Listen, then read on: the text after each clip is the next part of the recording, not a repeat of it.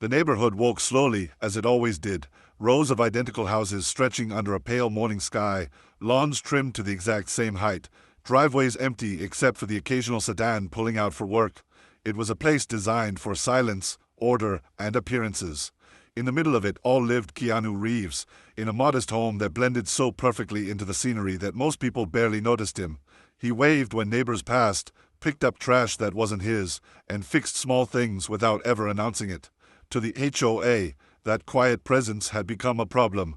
On this particular morning, as Keanu opened his front door to let in the cool air, he noticed a thick envelope taped neatly to the wood. No knock, no warning, just paper and authorities staring back at him. He peeled the notice off slowly and read it right there on the porch. Notice of eviction, repeated violations of community standards. The words were bold, official, and unforgiving. Below them was a list of alleged offenses: installing an unauthorized bench near the shared green space, hosting unapproved gatherings that disrupted community order, and engaging in ongoing interference with HOA-regulated matters. Keanu let out a quiet breath, the kind that came when disappointment outweighed anger. The bench they referred to was for an elderly veteran who struggled to walk home. The gatherings were movie nights for kids whose parents worked late. None of it had been loud. None of it had been careless. Yet the notice concluded with a deadline: 30 days to vacate or face legal action. Keanu folded the paper once, then again, his expression steady, almost thoughtful. Word spread fast, not through official channels but through whispers. Mrs. Alvarez from across the street peeked through her blinds and saw the paper in Keanu's hand. A teenage boy he'd once helped fix a broken bike slowed down on his way to school, sensing something was wrong. Within hours, the HOA had already scheduled an emergency compliance meeting. The board members sat around a polished table that evening, their faces stiff with satisfaction. The HOA president, a man who wore authority like armor, tapped the eviction file and smirked. "We warned him," he said. "Rules are rules. This neighborhood doesn't need heroes." Laughter rippled through the room. To them, Keanu wasn't a person. He was a precedent, a problem they needed to erase before others got ideas. When Keanu entered the meeting, the room went quiet. He didn't bring a lawyer. He didn't raise his voice. He listened as the board recited bylaws and violations as if reading from a script. The president leaned back in his chair and said, almost mockingly, "This is what happens when someone thinks they're above the rules." Keanu looked around the room, not at the board, but at the empty chairs where neighbors could have sat. Then he spoke, calmly and clearly. "I never thought I was above anything," he said. "I thought I was part of something." The president scoffed. "Save it for court," he replied. Keanu nodded once. "That's exactly where I'll go."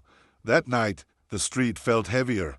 Porch lights flickered on as doors opened quietly. A single mother Keanu had helped repair a leaking sink stood outside, clutching her phone with trembling hands.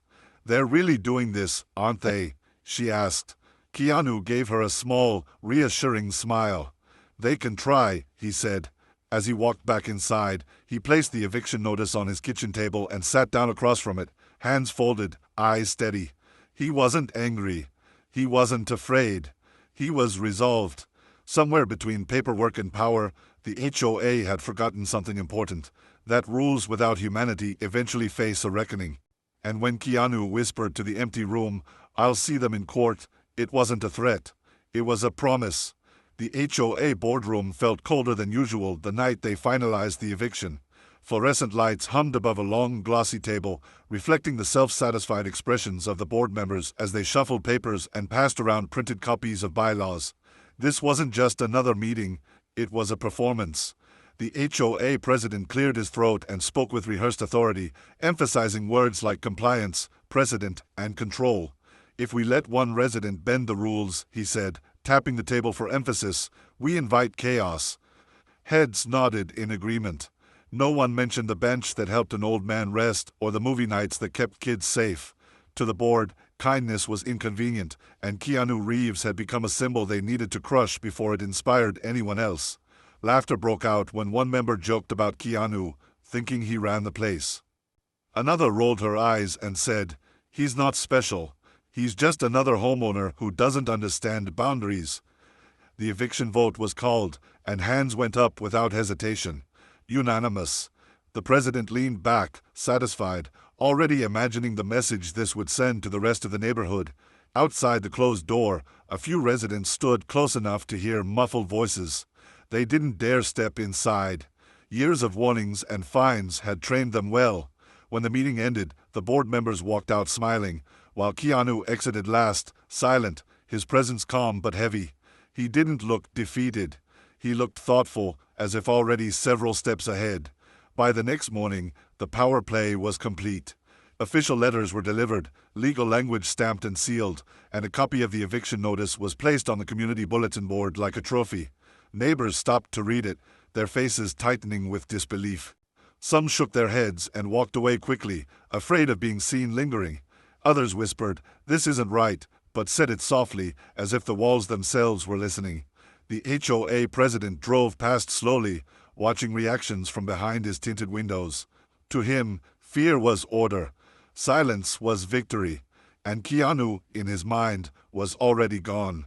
That evening, Keanu walked the neighborhood as he always did, hands in his pockets, greeting people who avoided his eyes. At the playground, a small group of kids sat on the swings, their parents nearby, tense and uncertain. One of the mothers finally spoke. "They say if you fight this, they'll come after anyone who supports you." Her voice cracked. Keanu listened without interrupting. When she finished, he nodded gently. "That's how power works when it's afraid," he said. She asked quietly, "So what are you going to do?" He looked around at the familiar houses, the trimmed lawns, the community that had been taught to stay quiet. "I'm going to let them show exactly who they are," he replied. Later that night, a knock came at Keanu's door. It was the single mother from down the street, the one whose sink he'd fixed months earlier. Tears streamed down her face as she spoke. "They told me if I keep talking to you, they'll find me. I can't lose my home." Keanu felt the weight of her fear, the kind the HOA thrived on. He placed the eviction papers on the table between them. "This isn't just about me," he said softly. "If they get away with this, it never stops." She hesitated. "What if you lose?" Keanu met her eyes, calm and unwavering. "Then at least they'll have to do it in the open," he said. When she left, the house fell silent again. Outside, the HOA believed they were in control. What they didn't realize was that their power play had already crossed a line, and once that line is crossed, the truth has a way of surfacing in court. The courtroom carried a heavy stillness, the kind that made every footstep echo a little louder than it should. Wooden benches lined the room, polished by decades of nervous hands and restless waiting. A few neighbors sat scattered among them, not together, careful to look like strangers. They had come quietly, slipping in through side doors, driven by a mix of guilt and curiosity. At the front of the room, the seal of the court loomed large behind the judge's bench, a silent reminder that power lived here too, but of a different kind. Keanu Reeves sat at the defense table, hands folded, posture relaxed but attentive. He wore a simple suit, nothing flashy, nothing that hinted at fame. To most people in the room, he was just another man fighting an eviction. The HOA's lawyer rose first, confident and rehearsed. His voice was smooth, almost bored, as if the outcome were already decided. He spoke of ongoing disruptions, unauthorized modifications, and a resident who repeatedly undermined the authority of the homeowners association. He painted Keanu as reckless and self-important, someone who believed personal judgment outweighed established rules. Charts were presented. Documents were read aloud. Each violation was stacked neatly on top of the last, creating a narrative of defiance. The HOA president sat behind him, arms crossed, lips tight with satisfaction. Every word felt like a nail being driven into place. This was their arena, and they believed they had mastered it. When it was Keanu's turn to speak, the contrast was immediate. He didn't stand with theatrical flair or shuffle papers dramatically. He simply stood, straight and calm, and addressed the court with a steady voice. He didn't deny the actions listed against him. He explained them. The bench wasn't for decoration, it was for someone who couldn't walk far. The movie nights weren't parties, they were supervised gatherings to keep kids safe.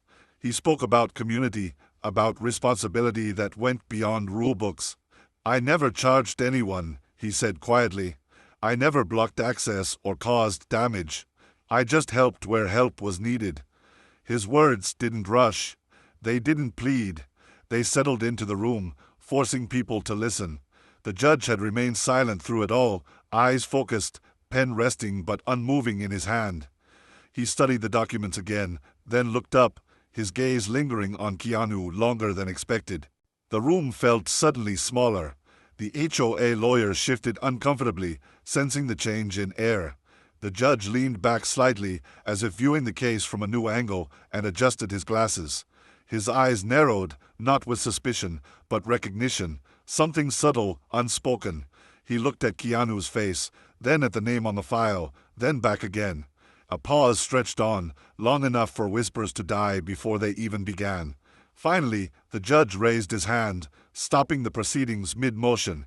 "Mr. Reeves," he said, his tone measured but curious, "before we continue, I need to clarify something." The HOA president straightened in his chair, confident this was just another procedural step. Keanu nodded respectfully. "Yes, Your Honor."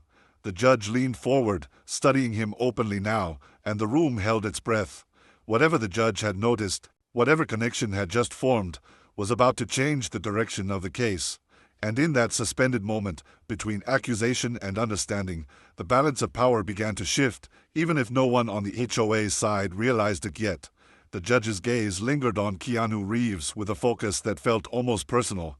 The courtroom, which moments earlier had been filled with legal jargon and quiet tension, now sat in a suspended silence. Even the faint rustle of papers seemed too loud. The judge removed his glasses slowly, set them on the bench, and leaned forward. "Mr. Reeves," he said again, more deliberately this time, "you wouldn't happen to be that Keanu Reeves, would you?" A soft gasp rippled through the room. Neighbors straightened in their seats. The HOA lawyer blinked, momentarily frozen. The president's confident posture stiffened, his smile vanishing as if someone had switched off a light. Keanu didn't flinch. He didn't smile either. He gave a small nod, almost apologetic. "Yes, Your Honor," he replied simply. There was no emphasis, no pride, just a fact stated plainly. The judge nodded slowly, absorbing the confirmation. "I thought so," he said, a faint smile touching his expression. "I recognized you, but not from the screen." That comment drew confusion across several faces. The judge continued, his tone shifting from curiosity to clarity. "I recognized you from the letters in this file. The character, the consistency." He lifted a document. Very few people show the same concern for others when no one is watching. The HOA lawyer shifted his weight, suddenly aware that the momentum had slipped from his grasp. The judge straightened, his voice now firm and authoritative. He began dissecting the HOA's case with precision. He pointed out inconsistencies in enforcement, highlighting how similar violations by other residents had been ignored or quietly approved. He questioned the legality of the eviction process itself, noting missing notices and rushed timelines. "An HOA exists to maintain a community," he said, looking directly at the board members. "Not to intimidate it." The president tried to interject, but the judge raised a hand. "No," he said sharply.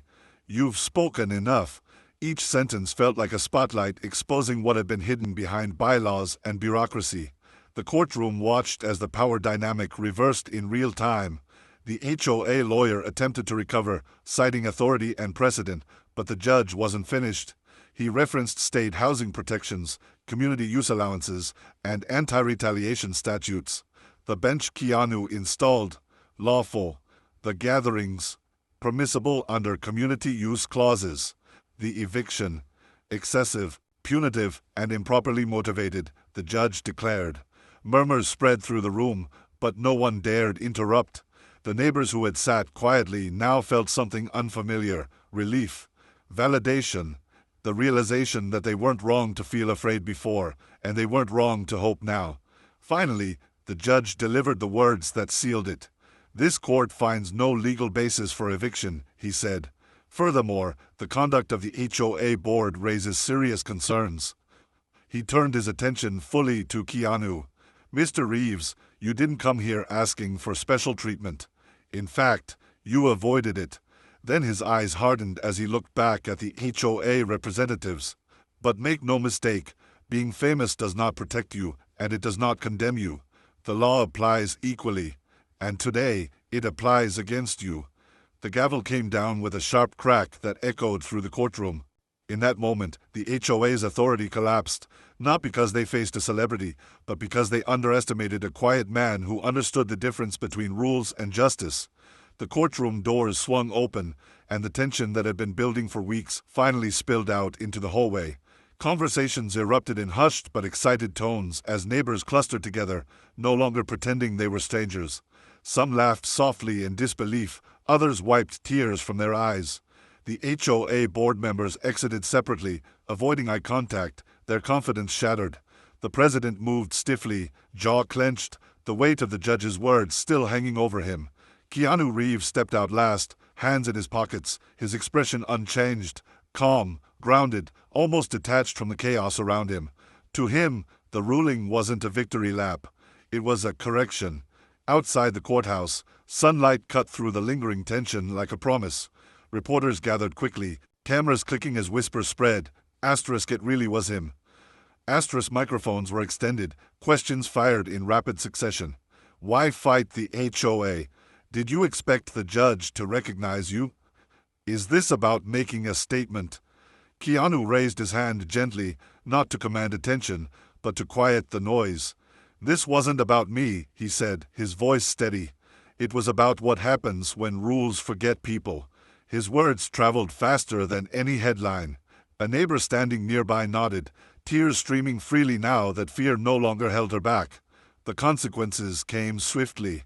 Within days, the HOA board received formal notices from the city.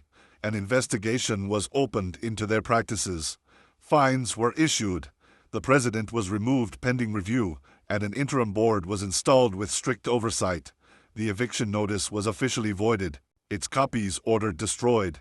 What once hung proudly on the community bulletin board was replaced with a notice of compliance reform. For the first time in years, residents read something posted by the HOA without a knot forming in their stomachs. The power that had thrived on silence had been dragged into the light, and it shrank there. Back in the neighborhood, the change was almost immediate. People waved again, not cautiously, but freely. The bench remained on the green space, freshly cleaned by volunteers who'd never dared touch it before. Movie night returned, this time with parents bringing chairs and snacks, no longer worried about fines or warnings. Children laughed louder. Conversations lingered longer. The single mother who once feared losing her home hugged Keanu tightly, thanking him through tears. "You gave us our voice back," she said. Keanu shook his head gently. "You always had it," he replied. "You just needed proof it mattered." One evening, as the sun dipped low and porch lights flickered on, Keanu sat on the very bench that had started it all. He watched neighbors pass, some stopping to chat, others simply smiling as they walked by. There were no cameras, no reporters, just the quiet rhythm of a community rediscovering itself. The HOA president's house sat dark in the distance, a symbol of authority undone not by rebellion, but by exposure. Keanu leaned back, exhaling slowly. The fight was over, but the lesson remained. When rules are used to control instead of protect, they fail. And when kindness stands its ground, even the strongest systems are forced to listen. The neighborhood settled into peace, not because someone famous lived there, but because someone brave enough to stand quietly had refused to leave.